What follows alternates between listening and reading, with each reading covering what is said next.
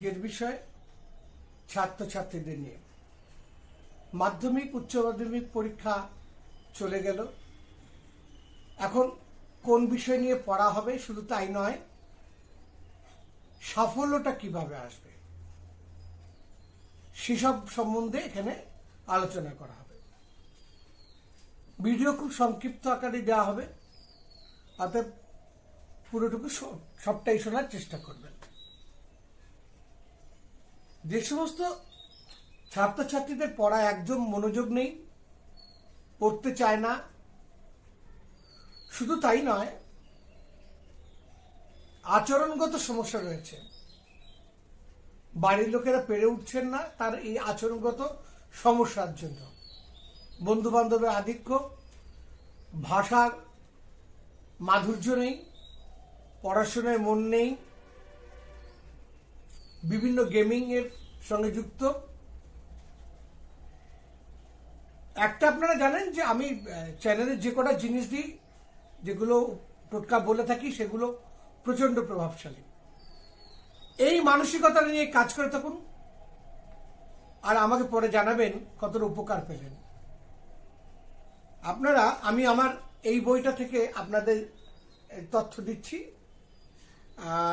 সন্তান আর বিদ্যা সমস্যা নিয়ে কলকাতায় শৈল পুস্তকালয় পেয়ে যাবেন। অর্থাৎ সন্তানকে যদি মনের মতো করে মানুষ করতে চান, আর সন্তান যদি কোনো বিষয়ে কম নম্বর পায়, তাহলে তেঁতুল গাছের কাঠকে ছোট নেবেন, ছোট ডাল, 3টে টুকরো করবেন, 3টে তামার মাদুরিতে ভরবেন। 3টে তামার মাদুরিতে ভরে একটা মাদুরি সন্তানকে পড়াবেন, আর 2টো স্বামী স্ত্রী পড়বেন। যদি 2খানা সন্তান থাকে তাহলে 4টে নিলেন, 2টো সন্তানকে 2টো দিয়ে দিলেন। এই কেন মা বাবাকে পড়াতে বললাম এত ব্যাখ্যা করার প্রয়োজন নেই, শুধু এইটুকু বলি, সে সময় আপনাদের নেই, ধৈর্য আপনাদের নেই, কিন্তু প্রচন্ড দরকার আছে। শুধু সন্তানকে পড়ালে কিন্তু কাজ হবে অনেক পরিমাণে কম। এর সঙ্গে ধরুন যদি বিদ্যায় প্রচুর পরিমাণে বাধা আসে,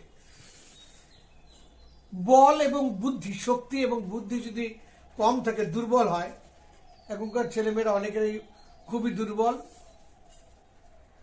আর উচ্চশিক্ষার যদি উপকার চান, এর সঙ্গে কিন্তু আপনারা করতে পারেন, সবাই করতে পারেন। সোমবার স্নানের সময় বালতির জলের মধ্যে অল্প গঙ্গা জল আর দুধ মিশিয়ে নেবেন।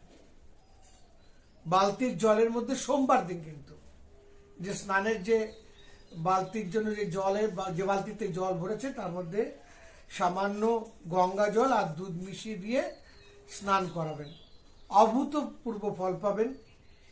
এছাড়া তো আমরা নিজস্বভাবে বিভিন্ন জিনিস দিয়ে রাখি স্টুডেন্টসদের, সেগুলো তো আপনারা পাবেনই। নীল সরস্বতীর অবস্থা থেকে আরম্ভ করে সবকিছু, অবাধ্য সন্তানের জন্য বিভিন্ন জিনিস। তার জন্য আপনাদের বারাসাত, দমদম, বর্ধমান, এই বালিগঞ্জ, এই সব জায়গাগুলো থেকে আপনাদের আসতে হবে। ইচ্ছে করলে আসবেন, জানেন তো কিভাবে কাজ হয় না হয়। নতুনত্ব কিছু বলা নেই। আজ এই পর্যন্তই, নমস্কার।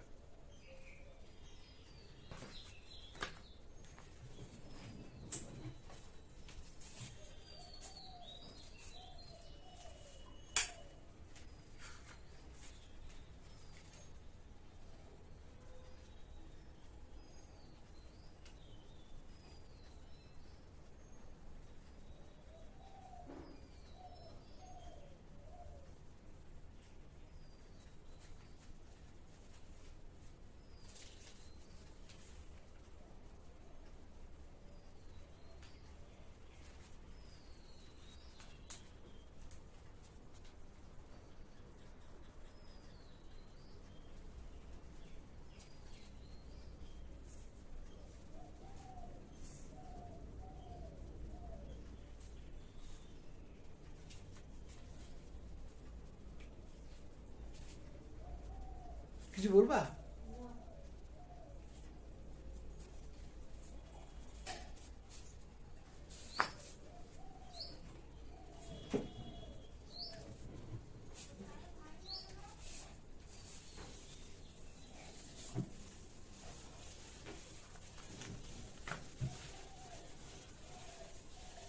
আজকের বিষয় হচ্ছে প্রত্যেকটা পরিবারের পক্ষেই একান্তভাবে প্রয়োজন হয়ে পড়ে যে লোকটা বাড়ির সংসারের চালিকা শক্তি,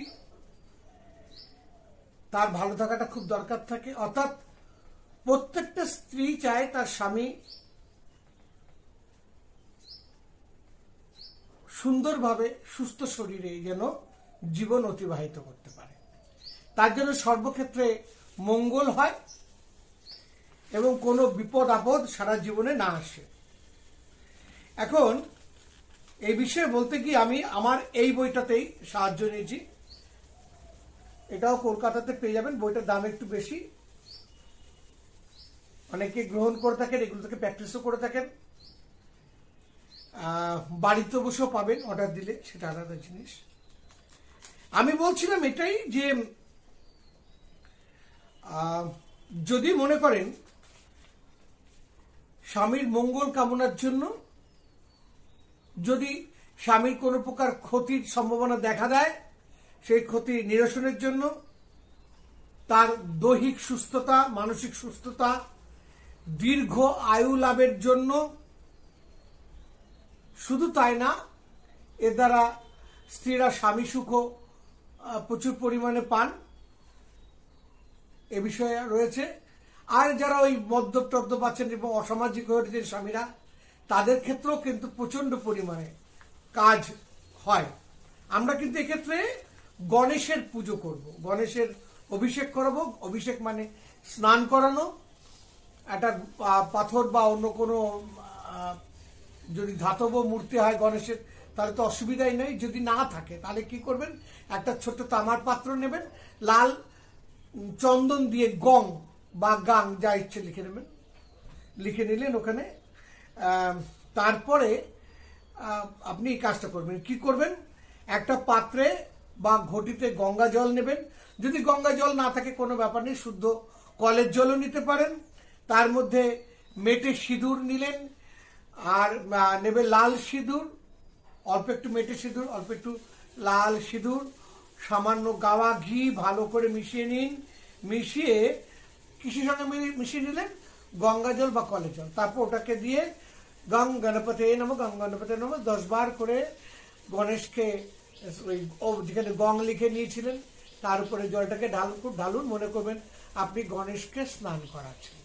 তারপর জলটাকে ভালো করে পবিত্র জায়গায় ফেলে দিন। গণেশকে সবসময় স্মরণ করুন, নিশ্চিন্তে খুব ভালো ফল পাবেন। ভালো ফল পাওয়া যায়। যারা প্রায়ই স্বামীর বিভিন্ন অনিষ্ট চিন্তা দুশ্চিন্তায় আমার কাছে আসেন, তাদের কাছে বলে দিলাম দারুণ বিষয়। আর আমাদের কাছে তো এছাড়া এর উপরে বিশেষ কতগুলো কাজ আমরা করেই দিই।